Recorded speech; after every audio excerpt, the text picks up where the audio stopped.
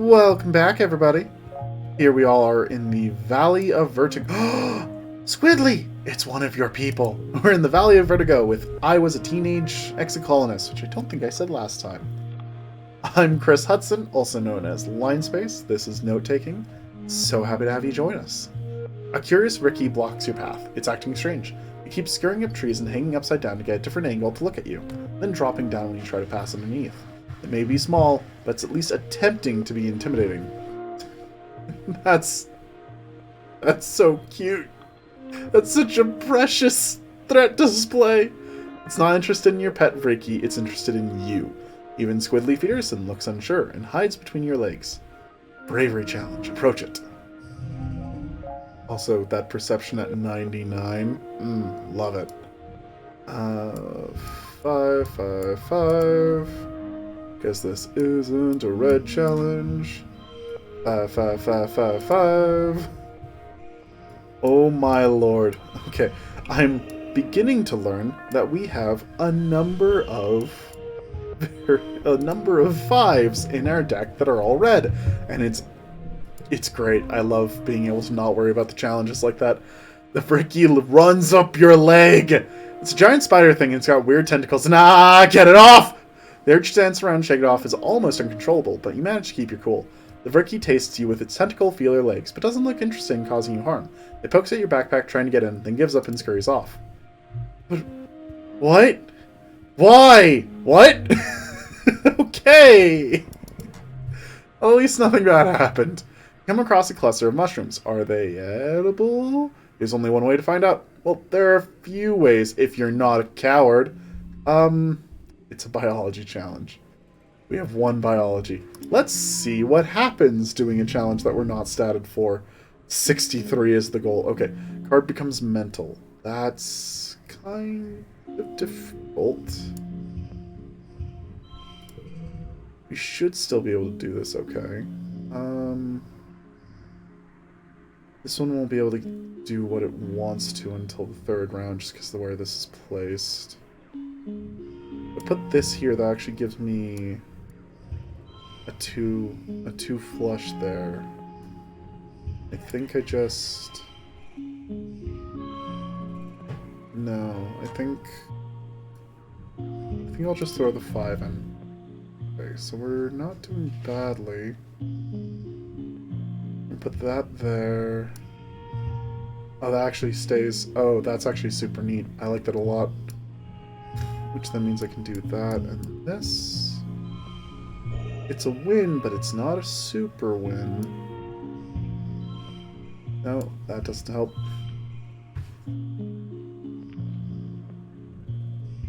That super doesn't help. Oh, that brought it up a little bit. We have 15 of these. Let's use them. Let's use the log. Log! There we go. There's the super goal. +2 biology, +1 kudos. +5 more kudos. You determine that these mushrooms aren't only poisonous, but explosive as well. I imagine that that's just Vista taking a very long time trying to do a really, really good job. But explosive as well. You mark the... Actually, the log we put down was a log to sit on while we thought about it. I love that. You mark the location down in your hollow palm so other foragers know to stay clear of the area, but Utopia rings you a few cute kudos for good scouting. Hey! Oh my god, we could have tried eating it.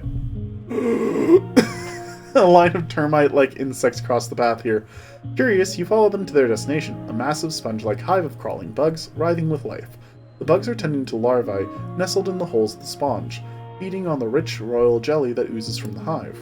You step in for a closer look and hear a warning hiss from above. Atop the hive is a queen whatever it is. Wait, no! She is the hive! Wait, this is a squeeger hive! Her abdomen was swollen and lodged in the ground here, rendering her immobile, but not defenseless. The hive queen groans and growls at you, and the air prickles with the burning flavor of acid. She must have some sort of defensive acid spray. That jelly looks pretty edible, though. Wait and harvest some sap. We are not cowards, and we got this. Also, this will give us our next animals perk.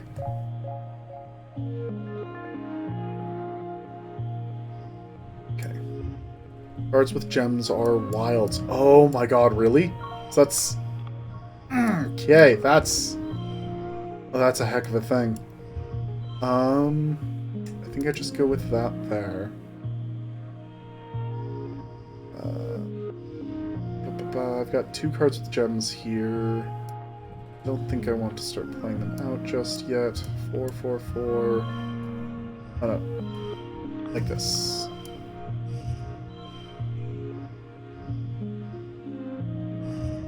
Nope, like that. Is there a way to make this better? I think there is. No. Okay. That didn't quite work the way I wanted it to, but... okay. So if I go 4, sharing is caring into 6. Or if I swap here, that brings me to 39 instead.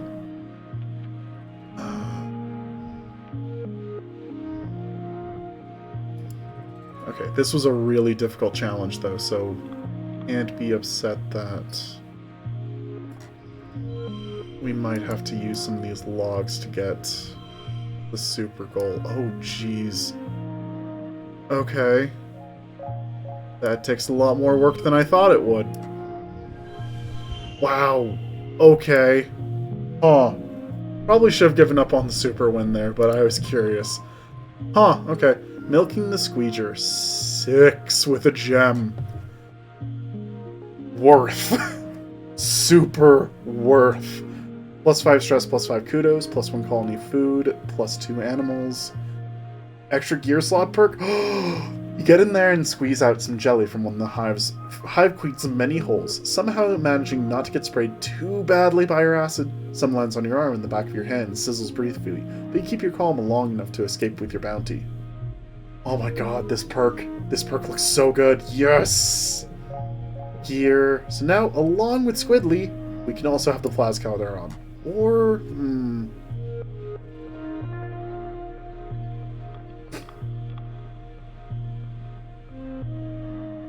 actually, yeah, this is the one that's going to be better. Nope, not instead of Squidly. Oh my god, stop it. The Plascutter gives +2 to red challenges, but on average, I'd say that we're getting 1 to 3 with Tammy's Homemade Gift, and that might even be higher sometimes, because that last time we played like 4 gem cards, so definitely think the Homemade Gift is better. Speaking of, I don't have any flowers for Tammy right now, do I? Nope, I've got 2. Okay, so in that case, do we want to go the other direction? We finally found a split. This looks like the end of this path, and doesn't look like there's anything exciting there. So, other direction. A dense cloud of pollen makes it hard to even see your hand in front of your face here.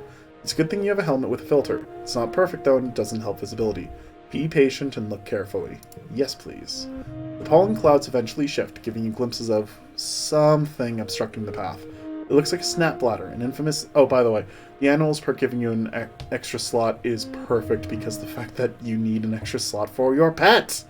The pollen clouds eventually shift, giving you glimpses of something obstructing the path. It looks like a snap bladder, an infamously territorial predator around these parts. When they're heavily pregnant, they use the pollen fog to pick off their prey. Carefully avoid the creature, stroll through.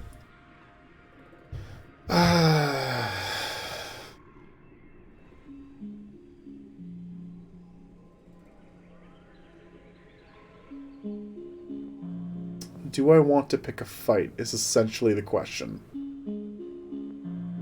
I want to see. I think me and the colony get more information by me choosing to just go straight into it. You mosey through the pollen cloud, right into the jaws of a hideously bloated, pregnant snap bladder. It's a toughness challenge. Don't do a lot of those. Okay. God, it's so good. Oh no. +1 to... Oh, okay. So basically all of them have that. Nope, never mind. Not all of them have that. Are you getting raised? I don't know. But speaking of using gems and their payoff, that was 2 of them. This one being locked just means every round gets +1. So very, very good. don't have a 6, do I? Oh, but also this became a 5. Why does it become a 5? Ah! I don't know what's happening, and it bothers me. Put that there. This here. Yeah. Oh, they get the +1 because then it tracks the gem. Okay. So that's actually a 4. 6. Don't think I have any way to have a 7. But also we're already good, so just gonna throw that. Victorious! That was a completely accidental kudos.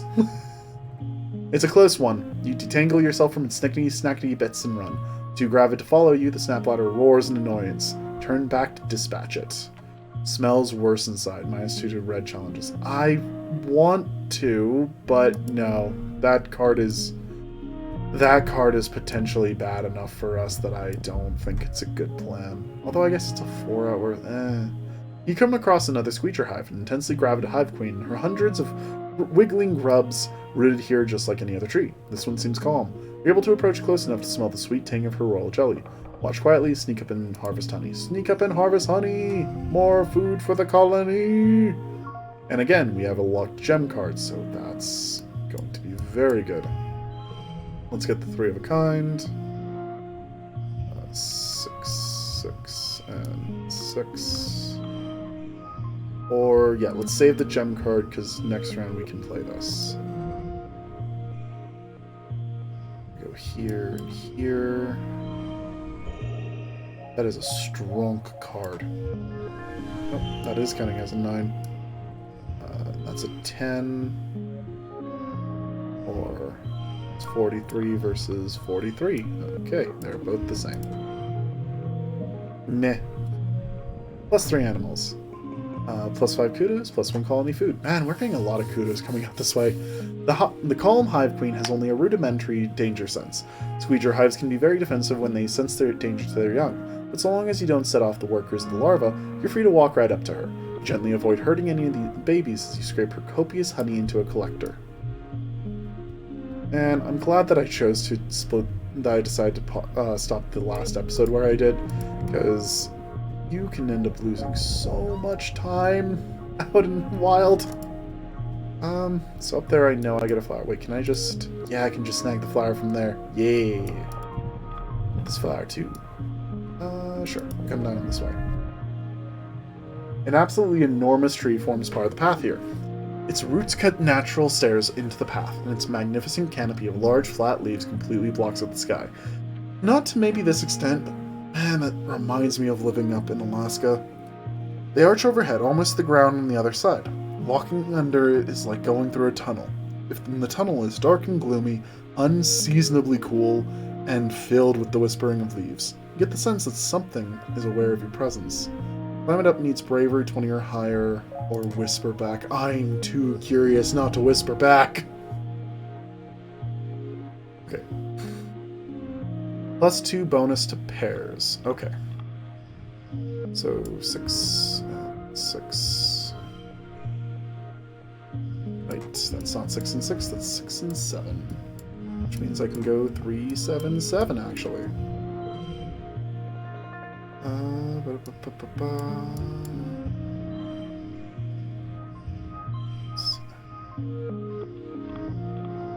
Let's do that one.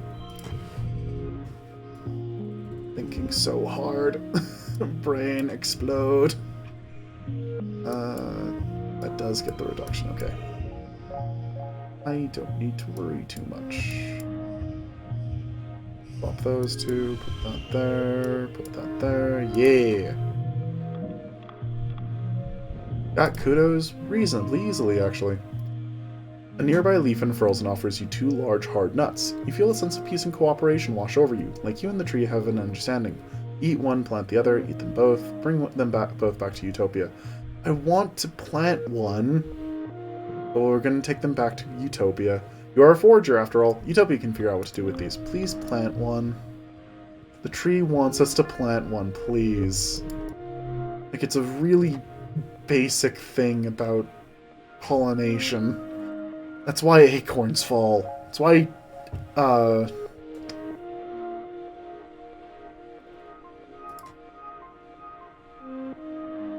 it's why squirrels are actually super useful to an ecosystem. You come out of the trees into a large grassy clearing. In the middle is, well, you can only describe it as a pedestal. In the middle of a cradle of flowers sits a massive egg, easily larger than the egg you've seen before. It's white with red flecks, and it's just sitting there, in the middle of the empty clearing. Totally unprotected. Oh, this is... We're gonna get in trouble. You put one foot up on the pedestal, brace yourself. This thing is huge. However, as you do, the pedestal starts moving, and it starts growling. Its flowering appendages unfurl to reveal the face of a manticore! Oh no. It narrows its feline eyes at you and rumbles in warning as it stands to full, terrifying height. You figured out where the egg came from. With your arms full of egg, you can't really fight. Your choices are limited. Oh, this is gonna be hard. Fight me! We can do this. I believe in us. 10 kudos if total equals goals. Do not care about that. We need to make sure we don't die. Let's just go 666 to start. Nope, that doesn't work. Does mean I have 2 7s. Sure. 4, 4, 4.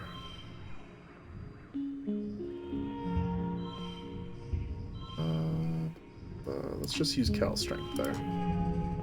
Oh, we are so far below what we need to be. Oh no, okay. 6, 6. 4, 5, 6.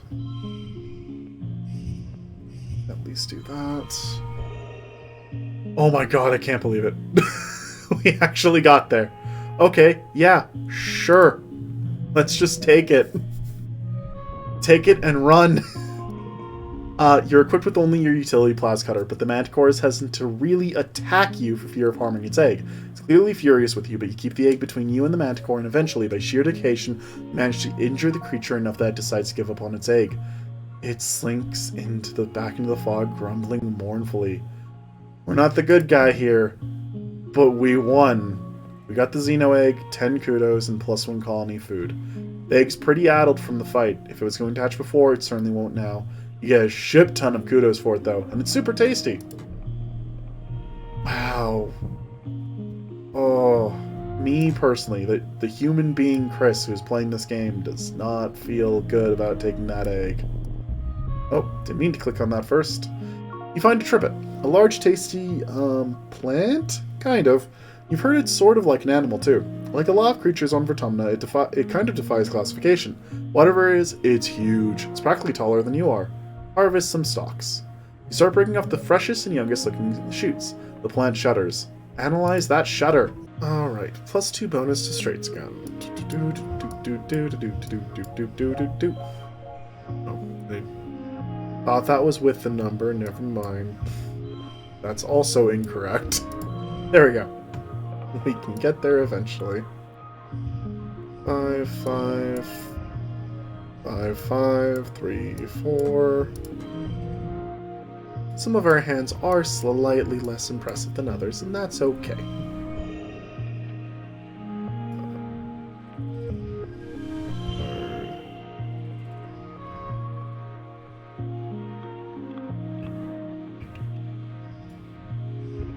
No. Kind of. Means I can swap those two. What? No stars? Why no stars? I feel insulted.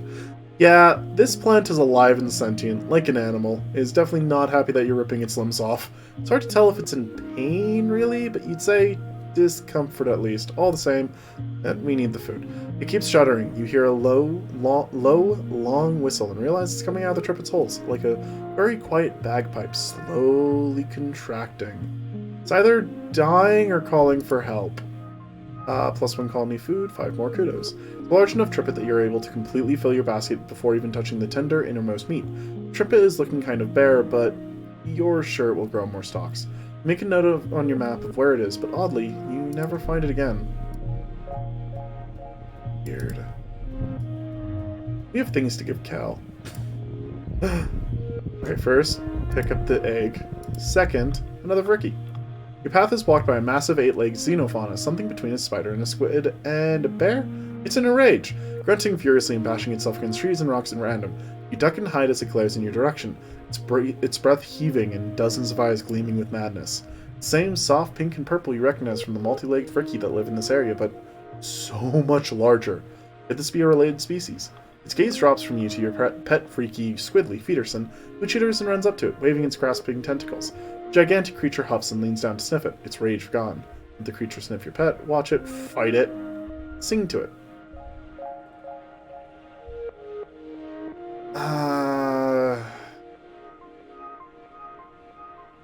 I feel uncomfortable fighting it, but... Squidly, you're learning a very important lesson today. Your owner is not a massively good person. Nope.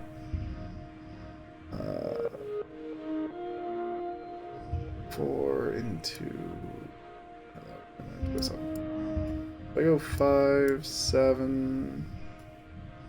Another 5...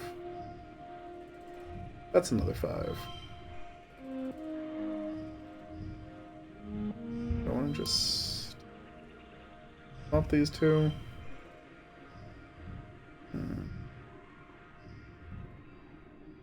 So it looks like we should just be good and get there. It looks like great use for that card, actually. 6, 6. It's gonna be a 7 though. 5, 4. Yeah. There we go. Nice and easy. +4 combat. Utopia has told you never, over and over, to avoid dangerous xenofauna, but if you don't stop it, it might hurt somebody. And it could be edible, maybe. You pull out your plascutter and charge the beast. Your plascutter slices through the skin, creature's soft skin more easily than you expected, neatly removing a tentacle. It yelps in pain and collapses, whining and licking its wounds. You look into its dozen multifaceted eyes and see innocence and confusion. A toddler who's hit their nap. The beast falls silent. Squidly Fearson chitters sadly and slinks away into the underbrush. Okay, that's the point at which, no, can't do it. There is a limit even for Vissa's taste for violence, and that's it right there. She thought this was worth killing at first, and found out that no, it's not. Perception perk. That's interesting. Slip past all path-blocking explore events. You can just gun straight for the end. We're in pollen, so we can now give people more things. Yeah, I had Vissa do some things out there that I don't like doing. They were correct. They were what she would do. But, don't love it. No, don't love it at all. That's the choice I made, though, when I chose to roleplay through this game rather than just be myself. Have a bobber fruit. There's certainly no aggression between me and Cal. I have egg for you. Enjoy egg. That egg is by far the most useful thing that I have, but... Well, for me, winning challenges is the most useful thing I have. You can hear your dad sneeze all the way from engineering. It's explosive, like he's trying to scare away predators. He's wiping his nose as you approach on a handkerchief blotted with shimmering pink. Lately, he's also surrounded by a fine dusting of pink pollen that clings to him wherever he goes. You keep brushing the glitter off things in your quarters. He gives you a hug, then brushes pollen off your shoulder, laughing self-consciously. You haven't heard him laugh much lately. He's been working hard trying to improve the colony's food supply. He's showing signs of malnourishment too, though your mom is worse. You're worried for both of them. Your dad's skin is kind of shiny in patches. He sees you staring and rubs his hands over his arms. Sparkling the dust poofs off of him in little clouds, scintillating in the light. Oh, yeah, that is a new system, he says. Seems harmless, though. Dad, are you becoming pollen? You should be wearing a mask. And hide this beautiful face, your dad laughs, rubbing his nose. Especially now that it sparkles? He makes a big show of checking his pockets. Huh. I guess I must have left my respirator in the greenhouse. Ah! Why can't he just take care of himself? Your dad sniffles. Gosh, I feel like someone stuffed a whole potato pod up my nose, he says. Like I could just poke a stick up there and pop! Fresh potato juice. Dad, gross. He just grins. What? It's true. You follow his gaze out to the fields and the lands outside the gate. I wonder if the foragers could use an extra hand, he muses to himself. Yeah, maybe I'll join them out there tomorrow. Neither of your parents is taking proper care of themselves. They're so stressed out from the poor harvest and low food supplies. They try not to let you see it, but you can tell. Maybe your dad is right. A little seasonal illness is nothing compared to the danger of running out of food.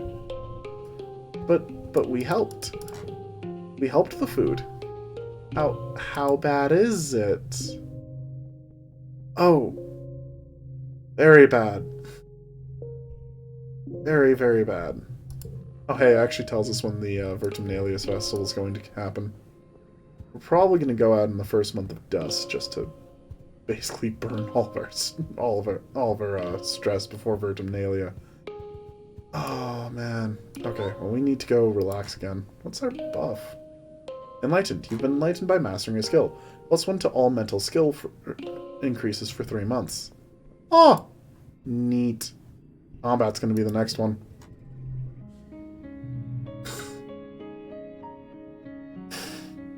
Yeah, can't do any farming. Need to relax. Your mom is tending to her garden as you relax in your pie. Her mom's gonna make us stop coming here. You're both happy to leave each other alone, but you can hear her muttering to herself as she pulls weeds. Every day, she grumbles. I think I was never here at all with how some of these weeds grow.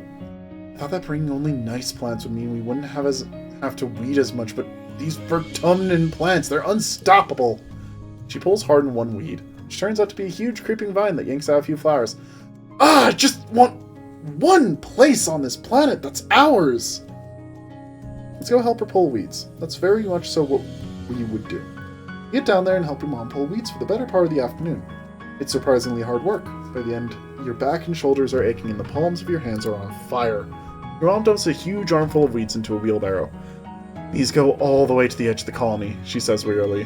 Whatever plant these roots belong to, they're invading my garden. She turns towards the walls and yells, You stupid pink bastards!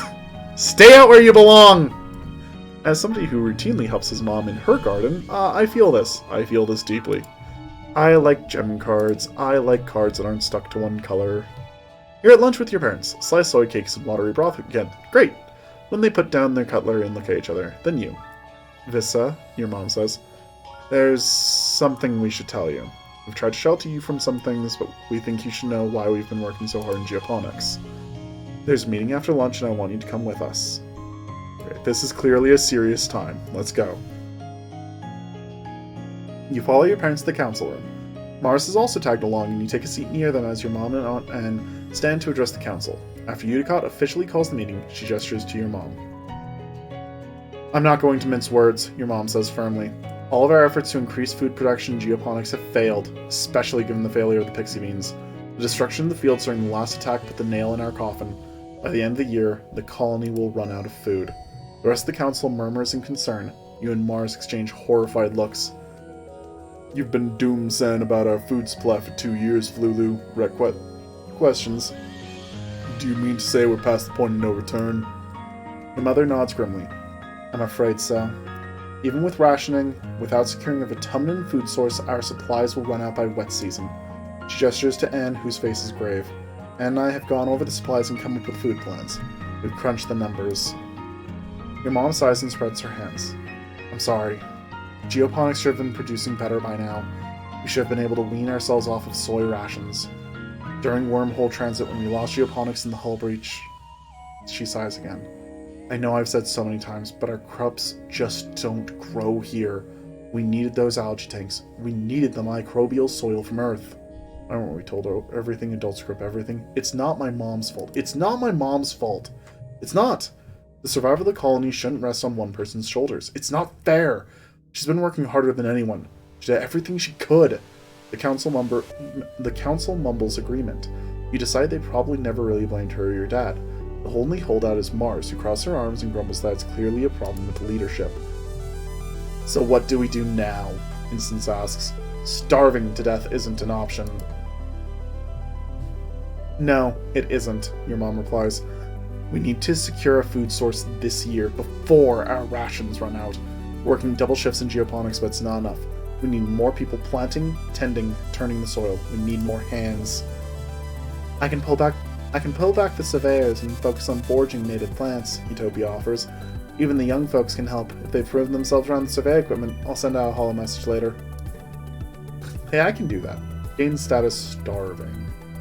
Starving. Hunger makes it difficult to do physical tasks. Physical skill increases reduced by 1. No! No! No! This has been the burden of geoponics for too long, Uticott says. It's time we all step up. For our future. The council nods in agreement. Your stumble rumbles ominously. Oh boy. Okay. I'm amazed we did not get stressed out by that meeting. Okay. So that definitely changes what we would normally be doing. That doesn't help with the food, though. The only thing that helps with the food is going back out to forage. Forage in the valley. It's really the only thing that, with our skill set, we can do. Maybe if we were ready to farm. Oh. And welcome to the consequences. The game has been hinting to these things the entire way through. This is not coming out of the blue in any way, shape, or form.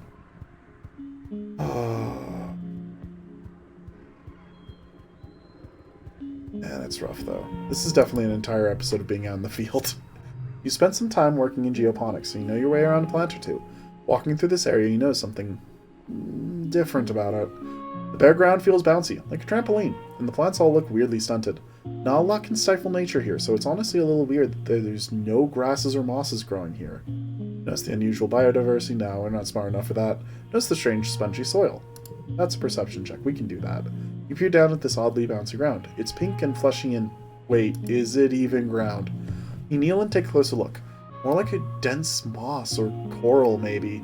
Press a hand in the moist, squashy substance. It smells sweet and starchy, like cake. It blankets the ground here in a thick, sponge-like layer, swallowing up everything it touches. Gross! But it smells so good. You dig a large chunk of the sponge cake up to bring back to geoponics. Further analysis is needed, but you have a good feeling about this one. Oh my god! Oh my god! Could it be an answer? Could it be an answer? I don't know. I didn't expect... Like I was waiting for a check or something. You're alone, exploring an unmapped area of the Valley of Vertigo.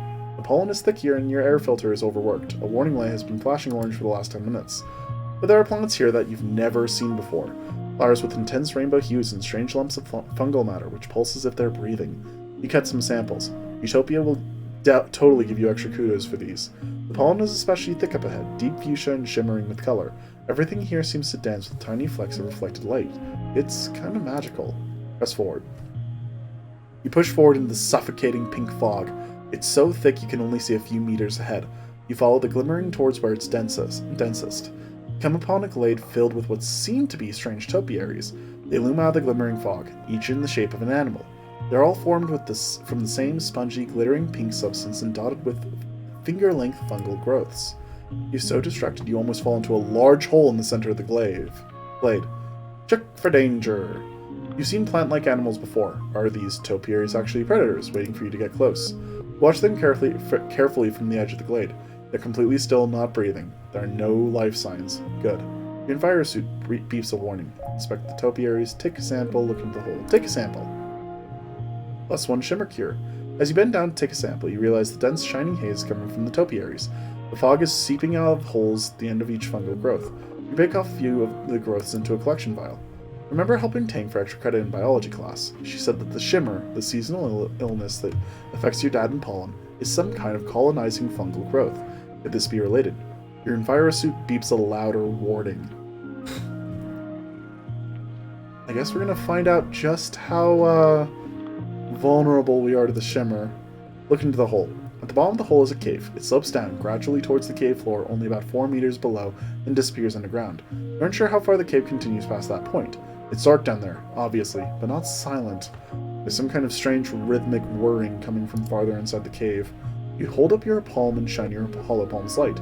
The cave floor glitters with pink fungus and the air is ominously choked with it. Climb into the hole!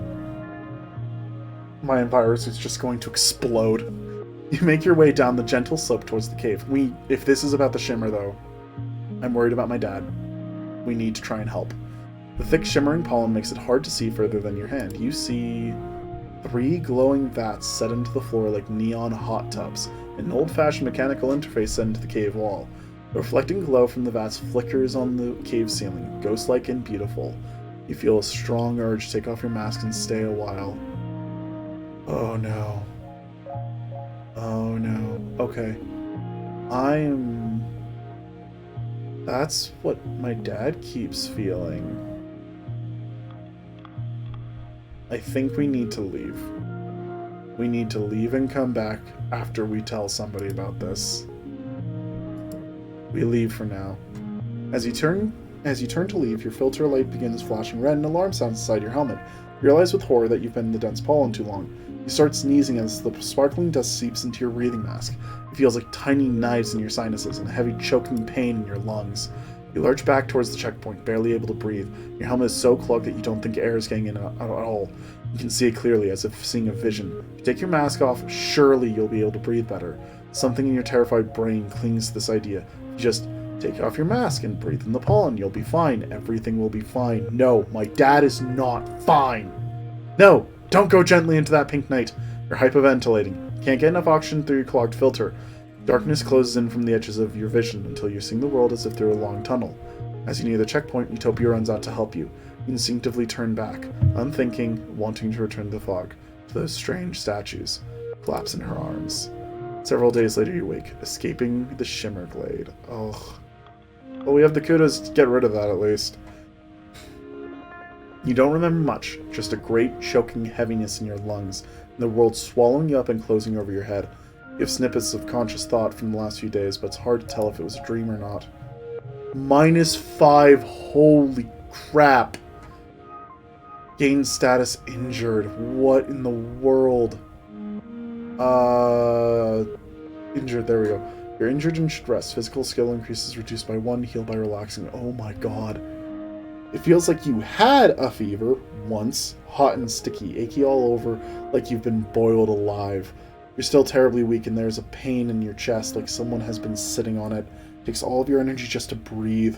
You live, but your body took a serious hit and may never be quite the same. Holy crap. Okay. It says -1 perception. Do I actually lose 1 perception? No, we're still at 100. Holy crap. Okay. We could have died. I'm pretty sure we could have died. Normally, I'm of the opinion, never rest until you need to. But, oh my god. Gonna drop the Shimmer Glade, because that's just a bad card, and then let's go relax at the park, because oh god. Relax in the park. +1 bond with Pet Freaky. The garden is such an extravagance normally, but during a famine it's almost irresponsible. Your mama hasn't had a lot of time to weed here lately, so you donate some of your free time to cleaning up around the flowers. They're pretty, but not edible. What a shame. Another +1 bond. You haven't given up training squid leaf eaters to follow simple commands. They clearly have the ability to understand that you're trying to communicate with them. There's just a huge language barrier. Cal gives you the idea to try clicker training, getting them to associate verbal commands with actions and rewards, using clicking noises as positive reinforcement. May as well give it a chance, give it a shot. I hope that this doesn't have a problem attached to it because of how weak we are. Oh, that just becomes a 3. That's miserable. Okay.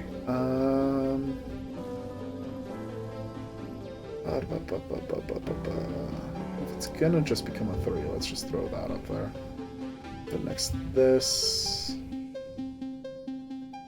Yes, if I... do that... Sure. 1, 2... Big number. Just big number. Sure.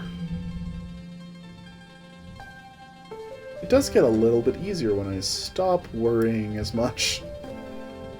Up and up. Hit the super goal.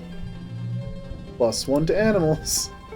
Vriki 2, +1 on skill challenge win, +3 bonus to straights. Ooh, much stronger. Very nice. Success! Use the clicking as a shared language, and Squidly Fearson quickly begins to respond to your commands. By the end of the afternoon, you're getting pretty reliable results from both stay and follow. This is great! Vriki must be more intelligent than people give him credit for. Maybe Vriki will be the species that evolves to be codependent with humans, like dogs evolved from wolves. We can hope. I feel so bad saying this, but this card just doesn't pay off most of the time. It's usually just too awkward. I don't have enough yellows anymore, and the reds are just typically too much better. Ugh. Don't like saying it though, because that's a card that should be really powerful. Alright, so it's the first of dry, which means we can give gifts to people. Does this interest you? I have an herb for you. Yeah. Friendship with this. Oh, we could help with animals more. We had 80 animals? What's our animals at? Let me see. 84. Holy crap. A card to the right becomes a 5 as well. That... Yes. Let's do this. Your dad is running some kind of test on the Trippets. He's playing different chords and trying to see if they have... Yes, okay, good. We did get the injury to go away. Your dad is running some kind of test on the Trippets. He's playing different chords and trying to see if they have language or just some making instinctive animal calls. You help him by holding up random objects and trying to determine if their sounds map to any understanding of what they're seeing. +1 to animals. They're either saying kill all humans or Linguini sports ball, your dad says, staring at the readout on his holopalm. I just can't be sure. He has a good mood about things. I appreciate that about our dad. Cal, I have a thing for you as well. You spot Cal and Tammy in the garden. Tammy is sitting on the fence, and Cal leaning against it beside her. They seem deep in conversation. You watch as Cal reaches up and tucks a lock of Tammy's pink hair behind her ear. Aww. Cal spots you and smiles, causing Tammy to look over at you and blush. Hey, Vissa, Cal says. What's up? Do you need me for something? I found something you might like. Enjoy. So again, if you two do get together, I want us to be reasonable enough friends. Tammy. Flower.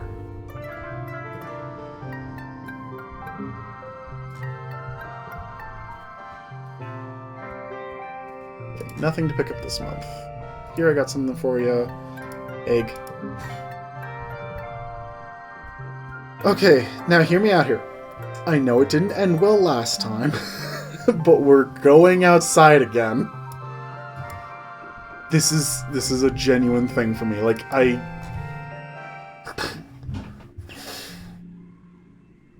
normally I'm at least trying to think about what's the best decision to make in a situation, things like that, but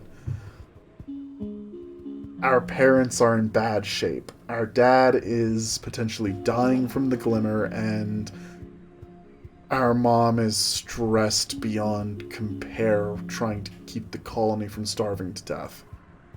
We can't help in the fields. We can help by coming out here. And yes, that does mean I plan to go back to Oh, thankfully the second perk for toughness wasn't that good anyways. I plan to go back to the Shimmer Field.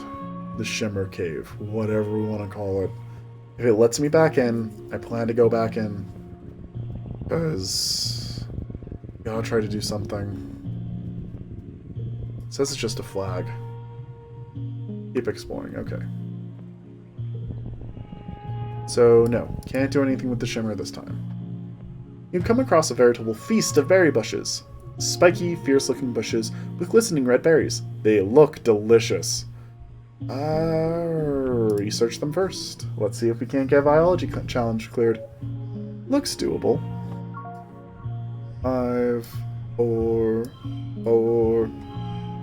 First collectible use is free. That's good to know. There's some real options with that. 2, 3, 4, 5.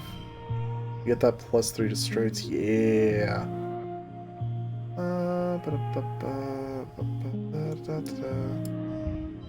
That's a 1. 1, 2, 3.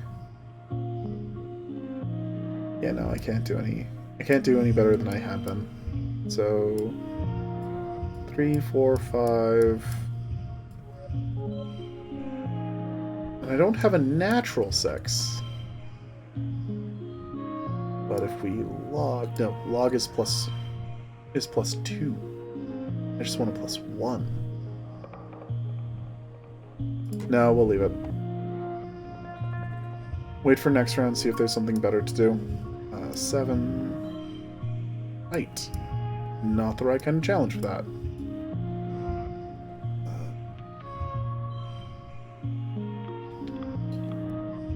4, 3, 2. There we go. Got to the super goal. +2 biology. Research confirms that these red berries are highly toxic. You shouldn't even be here. Okay. That's very bad. Let's go another way. We don't need to do anything more with that. That didn't even take our stress. A bristle slug is rooting around in the underbrush. It's like a little porcupine with no legs. Well, little is relative. It comes up to your waist and it must be at least 100 kilograms. You've seen a few of these up at Geoponics. They're easy to catch, and their spines and berries naturally fall off and are edible. A chewy, renewable source of food, kind of like jerky. Maybe you could catch this one. Try to catch it, try to kill it. Try to catch it. That is... yes, yes, yes, yes, yes, yes. This is how we can help. Must help. 3, 5, 6. Cards with gems are wilds. Okay, so even more than they are normally. No, that's just... oh, wait. There we go. Look at Dis's secret doing work. 3, 4... that just becomes a 7. 5... that gives me more of a flush. Yeah. Okay, so 8, 7... that becomes a 7, so I want a 6. A 7 and a 6. Swap those two. Yeah. Look at us knocking that out of the park. You're pretty sure this one is female because it has bristles on its butt as well as its head. Her eyes are a deep green. You think you'll call her Emerald. She seems calm in the net, but she isn't too worried about where she might be going. Crouch down with a clump of leaves and she sticks her muzzle through the net and eats them right out of your hand. Her whiskers tickle. 10 kudos and +1 colony food. Yeah! Unlock tending animals in Geoponics. You pat her head and pack her off to the Geoponics barns. You could go visit her there later if you like. Yay, alright. I like that. That should be helpful. +5 kudos. You find a healthy blep bush and harvest some of the leaves to bring back to the colony. Ethiopia is beyond excited when she sees your haul. Oh, blep! She cries, shoving her hands right into the basket of rustling leaves. Vissa, you're a girl after my own heart. She pops a leaf in her mouth and chews on it, then shudders happily. Whoo! She cries. That'll perk you up, but good. Aunt Ann brews a heck of a cup with the stuff, but me, I prefer raw. She points at you. Don't you go getting any funny ideas. This will turn you green and give you spots across my heart. Stay away until you're older. Okay, so this is like... Oh, wow. A Rotten Brew. 4 plus 2 for each gem on other cards. We've got a number of gem cards. Ugh, just because Utopia was born on Earth, do you think she's an adult just like the rest of them? She's closer to your age than to all the other adults. What does she know anyway? You wait until Utopia leaves and shove a leaf in your mouth. Ugh, you struggle to not spit it out right away. It's so bitter. You can't help but stick out your tongue. Blep indeed. -3 stress. Mysteriously, you experience a rush of giddiness a few minutes later. Whew, wow! That blep sure is good. No wonder adults keep this stuff away from the kids. It's probably addictive. Alien coffee. That's what we need.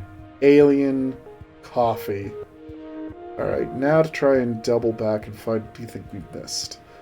Because it is Vertumnalia after this month. And we are now at like 10 stress. I'd like to do a little bit more so that we lose more stress. But we haven't left a whole lot of things behind. A herd of float cow are grazing nearby. You watch them peacefully bob along, occasionally releasing steams of urine or clouds of helium to maintain a steady height. Try to milk one, try to capture one. Animals 20, animals 30, try to capture one. Bring it home. Bring it home. 6, 6. 10 kudos if total equals goal. The 2 different gem cards. Side you are 2 animals. They are both screaming. We'll just get rid of the 1, because I think we're going to be able to do quite a lot in our third hand with these 2.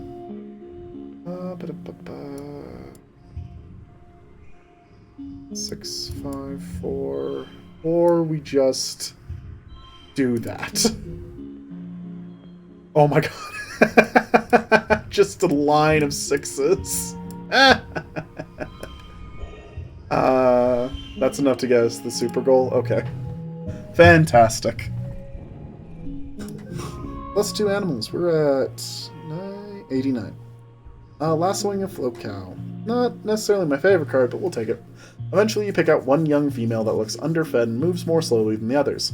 She seems like an outcast. The others won't let her eat, and they keep chasing and harassing her. She should be easier to catch, and as malnutritioned as she is, maybe easier to tame. Get a lasso around her and hold her down while she whinnies in terror and releases her piss palace to try to get away. You're in the blast radius, but you hold firm. You're able to bob her along behind you, all the way back to the depot. +1 colony food, plus 10 kudos.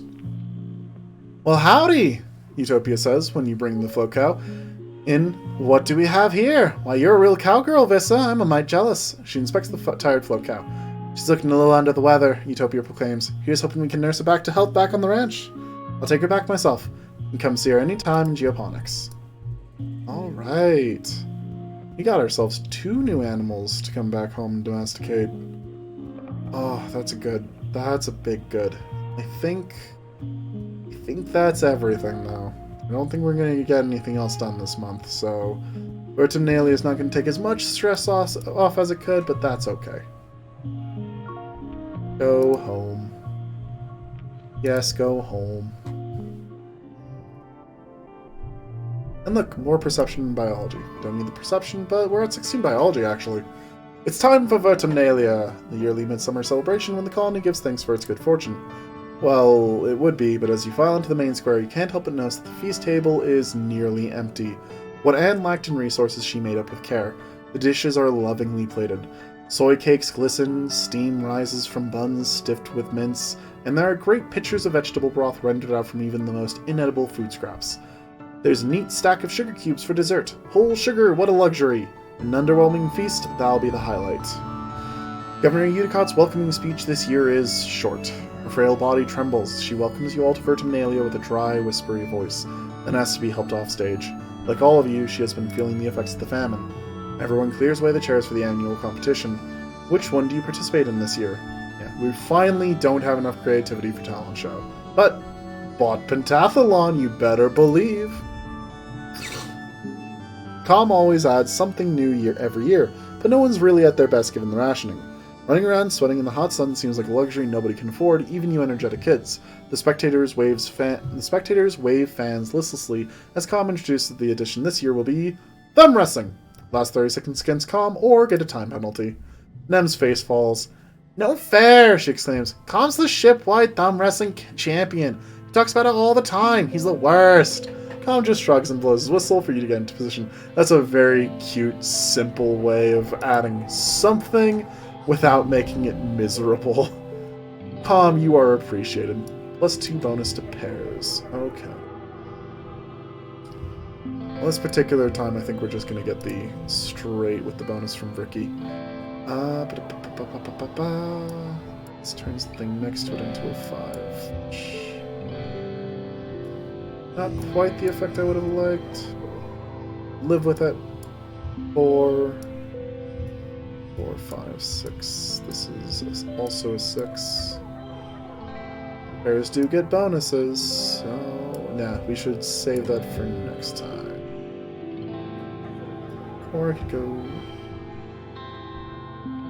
Oh, still 4, 5, 6. I'm just changing... Which one's better? 26, 27? Oh well. I'm worrying when this is not nearly as difficult as the challenges we've been dealing with. 4, 5... 5, 8, and 10. Yeah, that works out very nicely. +3 toughness. Hey, we needed that. You don't beat Calm at the thumb wrestle. Nobody can. He's the best. But you do manage to hold on through 10 seconds of maneuvering, fake-outs, and double fake-outs. The man is a master. In fact, the things you learn from Calm in those 30 seconds can be applied to the bot that you have to wrestle at the end of the contest. You wonder how you never noticed before, how much of bot wrestling is finesse, not just brawn. Turns out most things are a lot of finesse and not just brawn. You win handily. Nem whines at Calm for being unfair, but she still takes second place. After the festivities, the whole colony takes a few days off for a break. Well, except for geoponics, and the foragers, and the kitchens, and everyone who uses the break from their usual work to help out in the places that didn't close. Okay, it's not really a break, but you try to take it easy anyways. Yeah, we're beyond the point where this is people helping out because it's the right thing to do, and because they might die if they don't. Maybe with this biology, though, we can actually come do something in geoponics. 10 the animals. What do we get here? +10 stress, +10 kudos, 1 friendship with Cal, +2 empathy. This, oh yes. Yes. That's amazing. We are supremely here for this. You meet your dad by the animal pens, fresh and ready for your first day at your new job. Your dad laughs at your clean clothes and your scrubbed face.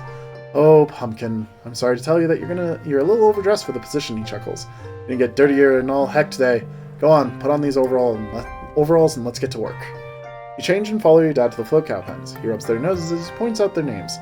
I know they're cute, but these ladies aren't pets, he says. They're livestock, and more than that, they're not really domesticated like our animals back on Earth. They're more like tame. We give all the animals lots of room to roam, and we feed them well. They're not going to get chased down and eaten by bigger animals, and we help them if they're sick. It's a pretty good deal, I think.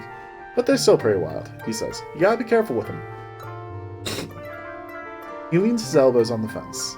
We're pretty lucky that Vertumna has herd animals, he says. Makes it a little easier. We'll probably have real domesticated animals in a couple 100 years. Well, kiddo, your dad says, spreading his arms. We got all these animals. What do you want to learn to do about first? I brought back a bristle slug. Oh yeah, we've got a ton of them, he says. They're great, slow and gentle and easy to catch, which you already know. Don't let the spikes fool you. They're actually really cuddly and don't mind it when you pet them. It actually helps them. In the wild, they'd be scratching upon all sorts of things to knock off those itchy berries. He scrunches up his nose. Not really berries, they're more like eggs. Oh, they're like berries, though, because they're sweet, and you know what? Never mind. Vertumnan animals are pretty weird. That's the impression I've been given, yes. The float cows. The float cow you captured is still here. Look, there it is, he says, gesturing out at the herd. You squint and try to follow where he's pointing. Eventually you see it. Wow, it's much bigger than when you last saw it, and then you saw it last. It's been eating well. And guess what? Your dad says with a grin.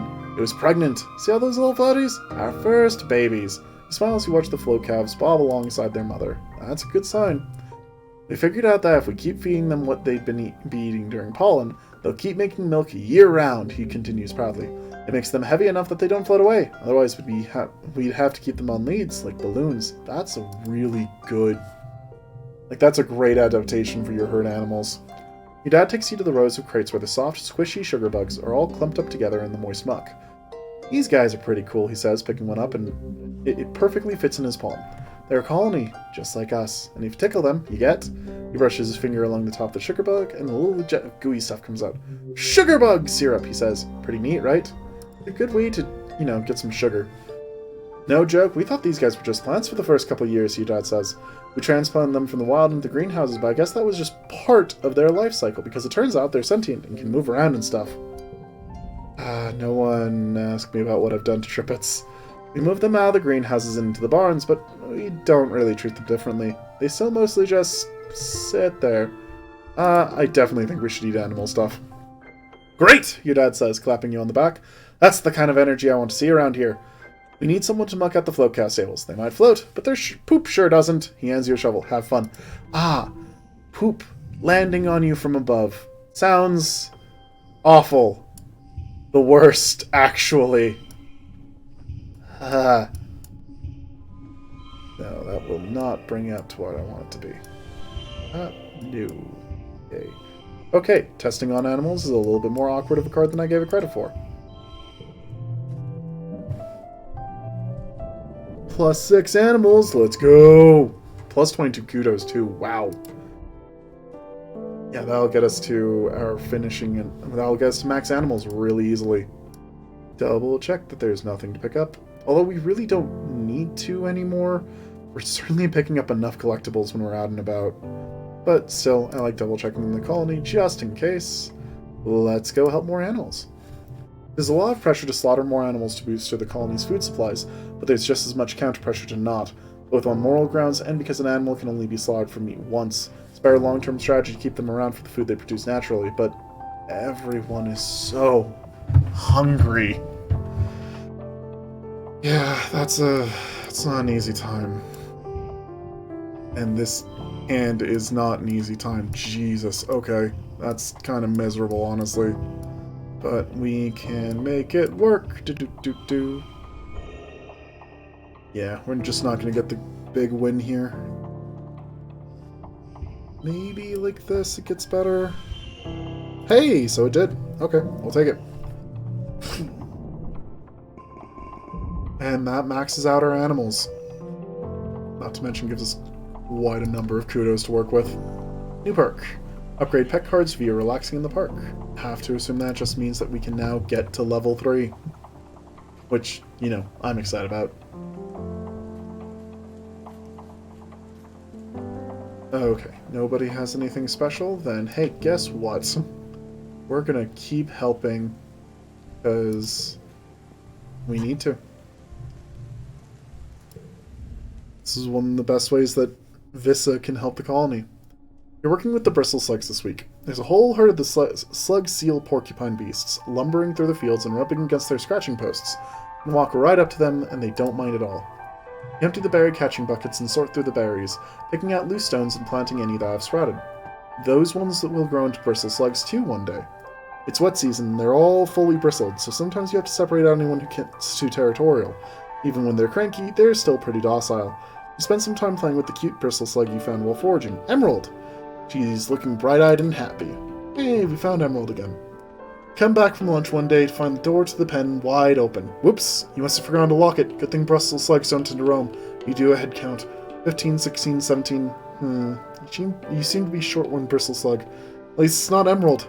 She's still relaxing the pen, happily snoring away. Luckily, bristle slugs aren't very stealthy. There's a glistening slime trail leading towards the stratospheric, decorated with little clusters of berries.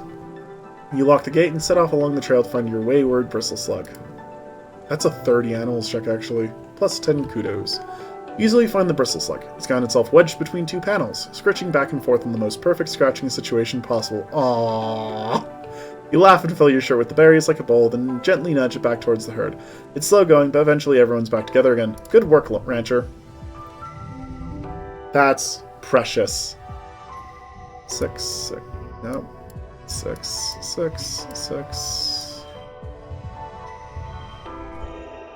There we go. Plus 22 kudos, yeah. Empathy is at 64. One more round of that and we'll actually get to the next perk in empathy. Unless that's 66 with the 64 with the boost. I don't know exactly how I'm supposed to read that. I almost forgot to give gifts. Let's give gifts and then go remove some cards. As it turns out, still like removing cards. Get you a present. Yeah, I've basically just always been removing cards because I want to see the best setup as often as possible, but definitely not as strong as I would like us to be sometimes. I did find something for you, right? No! Okay, it's fine. It's fine. We have lots of things. We don't know what he dislikes. Here. Try this. Okay, you didn't hate it. Still got us to 53. We'll take it. Cal, what's up? You spot Cal heading towards the barns at the far end of the farms. Hi, Avissa, he waves. We're at 40. Cool. Oh, wow. He likes a lot of things. Hi, Avissa, he waves. What's going on? Oh, nothing, Cal sighs. Just thinking about, well, he trails off and scuffs his foot in the dirt. I guess it's not like you can get me in trouble now, so, yeah, I used to have a pet. She was like a little pink caterpillar. I called her Socks. She lived in a trunk up in the storage barn. Nobody knew. He scrubs the back of his arm over his face. But she didn't stay little forever. Eventually she got big, like real big, and I couldn't figure out what to feed her, so she ran away. Kyle sighs and looks wistfully up at the sky. I just hope she's doing okay, wherever she is. Huh. That feels like a whole quest line I missed, I guess. That's not a bad thing, per se. It's just... didn't expect that.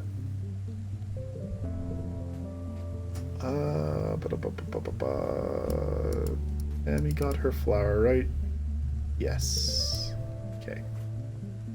Alright, let's go do the thing.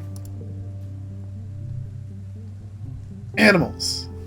Look at those animals just chomping down grass. They don't know that there's a famine going on. You were so hungry once that you tried chewing on some grass just to see if it helped. It's hard to say. You didn't feel as hungry anymore, but that was probably because it made the inside of your mouth feel raw and puffy, and you were worried you were going to die. Probably shouldn't do that again. But it was nice not to feel hungry. Oh, God. Famine problems. Supremely real famine problems.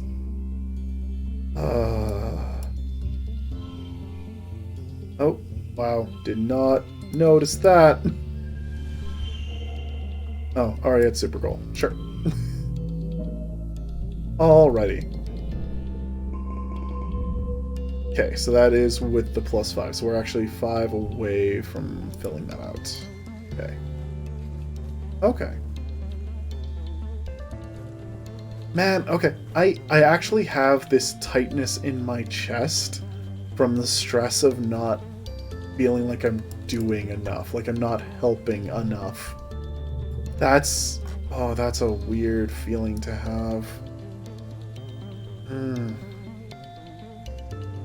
I'm okay, but it's telling that a game structured the way this one is can have that level of effect on you. Don't think too much about the fact that I just got rid of a card related to Tammy. It's fine. Everything's fine. This is just basically worse than this because of the gear we use. Can I just take it off?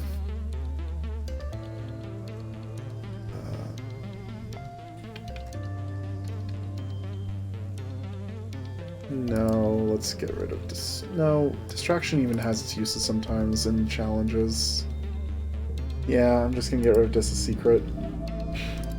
Getting rid of all these memories of my friends feels awful. Didn't I do anything for the food? Nope. Nope. Okay. Okay. Okay. And all the messages are about helping with food.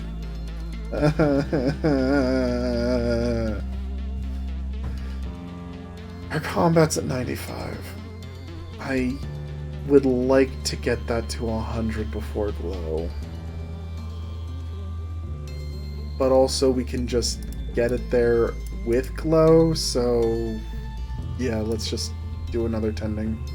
You and Cal are sitting on the fence, watching the float cows bob along gently in the breeze, and showing a few minutes of not mucking out sables. You point out the one you captured, and Cal whistles in admiration.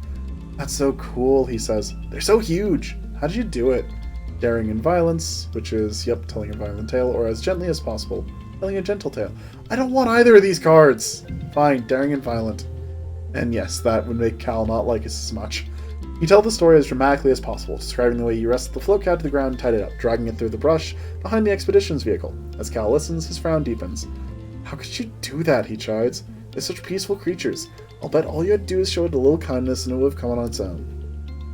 He rubs his chin. I didn't know what to think about ranching, honestly. It seems kind of mean, like we're stealing wild animals and controlling everything about them.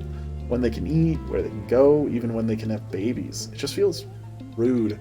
I saw some of these cows when they got here, he continues. They didn't look free, they just looked sad, like they were so skinny and scared. I mean, that's the case for ours. He waves his arm around towards the gently lowing herd of float cow. And now look at them. They're doing great here. Honestly, don't you think it would be kind of nice if someone took care of you for the rest of your life? Nah, I got violence to commit. You and Cal watch the float cows until it's time to go back to work. Cal climbs off the fence and dusts off his hands. I'm glad there's people like you who go out into the wild, he says. You're so brave, I don't think I could do that. He squints up at the sky. Still, kinda not really used to how big the world is, you know? I like it here, in the colony, where I always know where I am and what to do next. I like knowing I'm responsible for just a little bit of the world. Yeah, that's why you and Tammy are good together.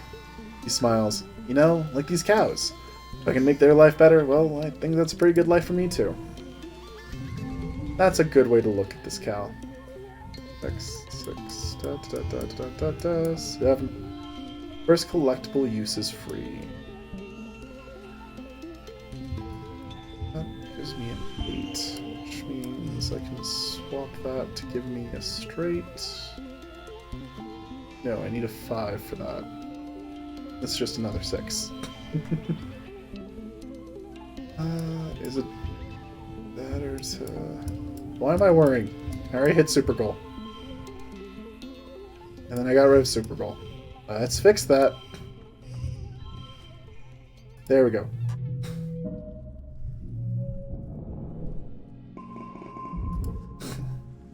It's been 3 seasons of heavy food rationing, getting more and more strict as the year dragged on, and the fields continue to struggle. You've been wasting away. You all have. It's not just the lack of calories. There just aren't enough vitamins and good stuff in the food you're eating. Your muscles ache all the time. Sometimes you feel strangely euphoric, filled with inexplicable energy, but often it feels like there are weights tied to your shoulders, pulling you down. You're tougher than most, but you still have trouble sleeping, despite being tired all the time. You spend the whole day in a dazed fog. It's hard to tell dreams from reality. At least you hardly feel the hunger now. For months, the idea of food plagued your thoughts, each one like a dagger in your stomach. They've been replaced by an odd sense of peace now. Now you feel tethered to this reality, floating above everything like a balloon. Your friends stop working and retreat to their quarters. You lie to each other on the holonet, all saying you're okay, just taking it easy, waiting for the harvest. Well, the harvest came and went, as meager as ever. Your mother still hasn't given up and never rests, never stops working as much as your dad begs her to. She must be sleeping in geoponics because you hardly see her in the family quarters anymore. And where you lie nestled in bed in your cozy fugue, it all seems like far, far too much effort to bother with. Help your mom in geoponics. +2 toughness, +1 biology. You're out there in the fields with her, being her sidekick, helping fetch things. She never slows down. When the robo-plow finally breaks under pressure, she doesn't. She's out there even longer, doing everything by hand. Gotta help her. Still love her after all. Both your parents feel responsible for this famine, but as head of geoponics, your mom takes it personally. She's been skipping meals, relying on water and pressed soy bar rations, just enough calories to keep a body moving, but not enough to stay healthy. Yet she never lets up working herself to the bone, barely even sleeping, increasingly sallow-eyed and gaunt. You and your dad try to slow her down, but, well, she's a stubborn woman. If not her, she says, then who? You and your dad are in the lounge, slowly sipping your vegetable broth, when there's a commotion at the doors. This can't be good. Someone's run in, gasping for breath, yelling for you and your father to come to geoponics. You run over, knowing deep in the pit of your stomach that something terrible has happened.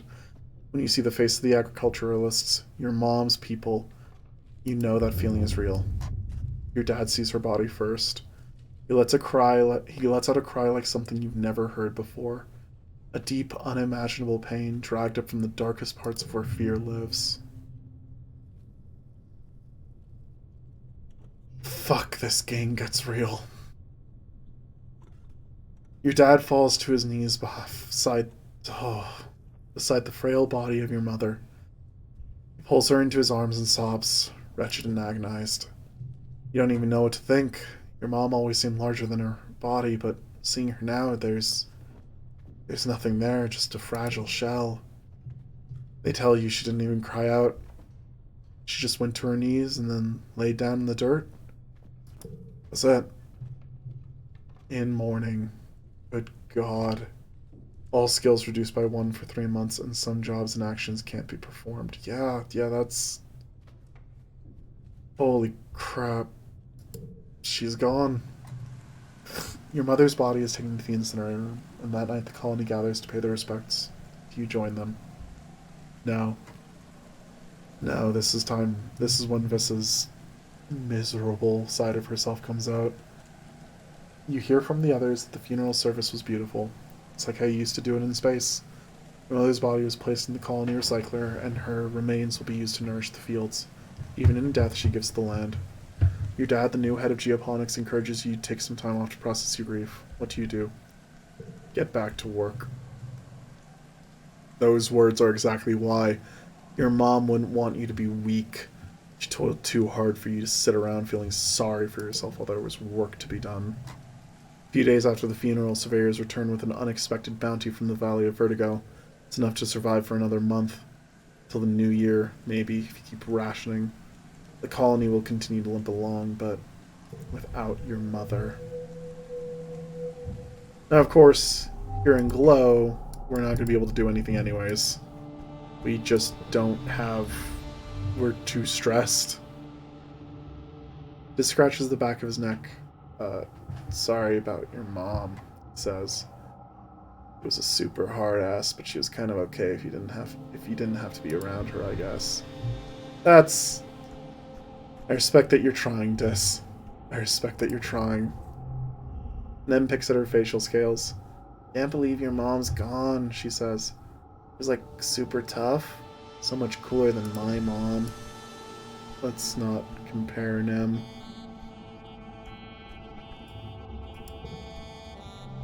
This seems like the right way to grieve.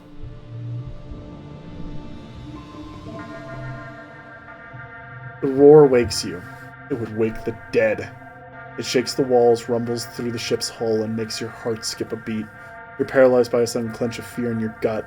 Through your porthole window, you hear metal screeching and people shouting. Then another roar, guttural and rumbling like the sound of a mountain collapsing. Something enormous is out there. Run out to face it. You don't know what gives you the courage, but you run out to the fields to face the horrible creature Oh my lord! What the hell? It has... it has no face. In place of a face or even a head, its body just unzips, revealing a mess of writhing pink tentacles and blinking eyes, pocked with jagged asymmetrical teeth. It stands on 4 enormously powerful legs, each as wide as tree trunks. Clinging to its back and its thick, slug-like tail are clumps of lichen that glow faintly in the night. This is the most horrific thing I think I've ever seen. Oh my god. Somehow it's worse than the gaping dragon. The creature is nearly twice the height of a greenhouse. It's standing on top of a flattened one, the wreckage of lattice and plants all around. Flickers of light from plas rifles and stun gloves light it from underneath, and the stench of ozone is thick in the air. You see Nem and her brother Calm darting in and around its legs with their twin shocks of red hair. The faceless creature lurches into another greenhouse, oblivious to the soldiers trying to herd it away. The monster left a trail of destruction from where it smashed right through the walls. Smaller creatures are pouring in through the gap and heading towards... They're heading straight to command! Watch helplessly as the hordes of animals storm command, sneaking through torn away panels and smashing through windows. It's too far away to hear the screams, but Governor Udicott is inside. You have to do something. Help Nem and Calm save Governor Udicott. Fight the faceless monster on your own. Vissa, the hunter, miserable and grieving, is essentially just walking to die. You run towards Geoponics, picking up a pitchfork as you cross through the barren fields. When Calm sees you, he gestures for you to flee.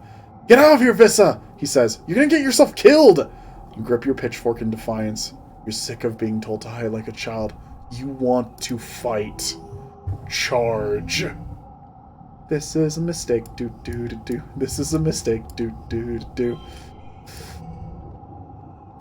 What's the mistake we're making?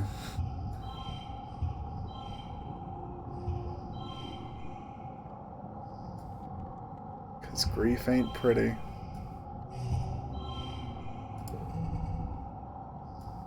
Looks like we'll be able to make it, though.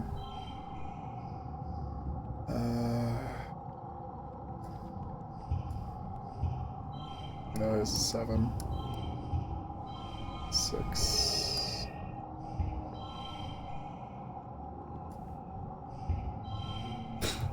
It's me, a weird pair. Both those are... No, that's a 48. Oh, God. Okay, much better.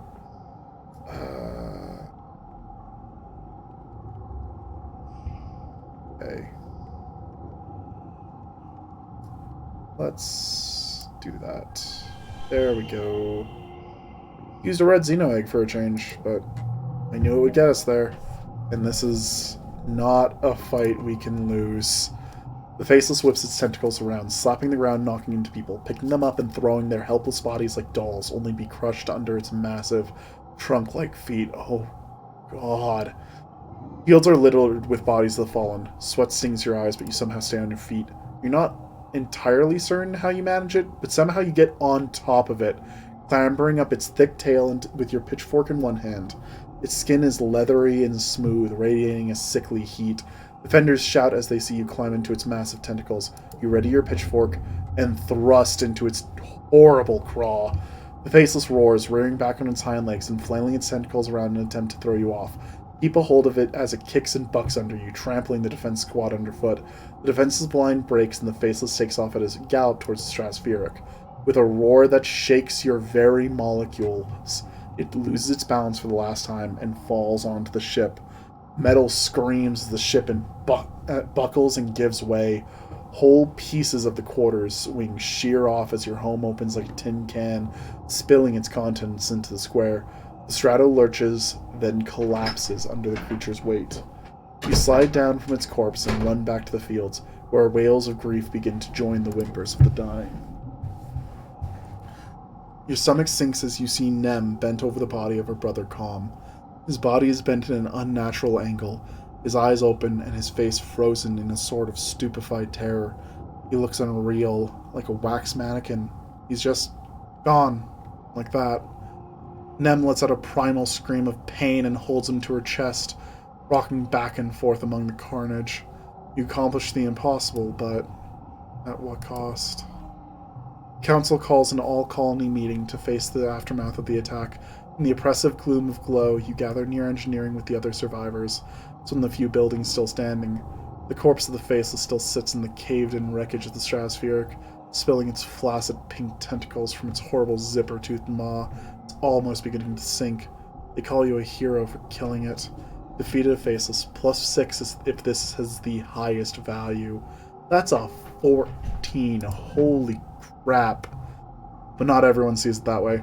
Your stunt got one of the defense squads trampled, and you did train the monster straight into the Stratospheric. You were brave and lucky to survive, but it's hard to say if your actions made things better or worse. Governor Udicott was killed by the smaller creatures that swarmed command during the attack. In her absence, Seek addresses the colony. Geoponics is gone, the greenhouse is destroyed, and fields trampled. After a year of suffering, starving, and only barely scraping by, you're not just back where you started. It's even worse. Everything your mom sacrificed herself for, gone in one night. The entire front half of the Stratospheric has been destroyed. The living quarters, the canteen, the garrison, the lounge, even the creche. It's all gone. It's only by some stroke of luck that people hiding in the creche weren't all killed. Zeke solemnly reads the names of those who lost their lives. Too many, including Governor Udicott. You all stand for a moment of silence. You feel the weight of loss like a blow to your chest. Nem and her family cry out when her brother Calm's name is called, and their quiet sobbing continues through the silence. The living quarters destroyed, everyone moves into the engineering wing for shelter. You're crowded into the classroom with other families. The adults try to make it seem like a sleepover, but you're all still so shaken. Tammy doesn't return to the classroom. The little ones got out okay, but she's still in med bay and will be for a while. Nem cries about her brother and screams at anyone who tries to comfort her. Eventually you all just ignore her grief, as painful as it is to hear her sobbing at night. We are in mourning again. You feel like you've been awake for days and you'll never fully sleep again. You try, but you keep jerking awake, crying out in fear. Eventually you fall asleep, sitting up, held in your father's arms. Your sleep is pitiful, but mercifully dreamless. Holy crap. We don't even get a year-end recap or anything. Oh my god. Everything's just gone.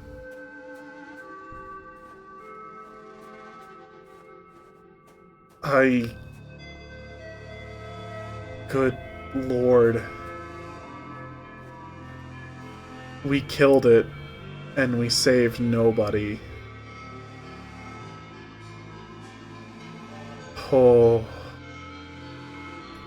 We are now 15 years old. We are halfway through the game. Thank you all so much for joining me. Have the best day that you can, even if it's not necessarily a good one.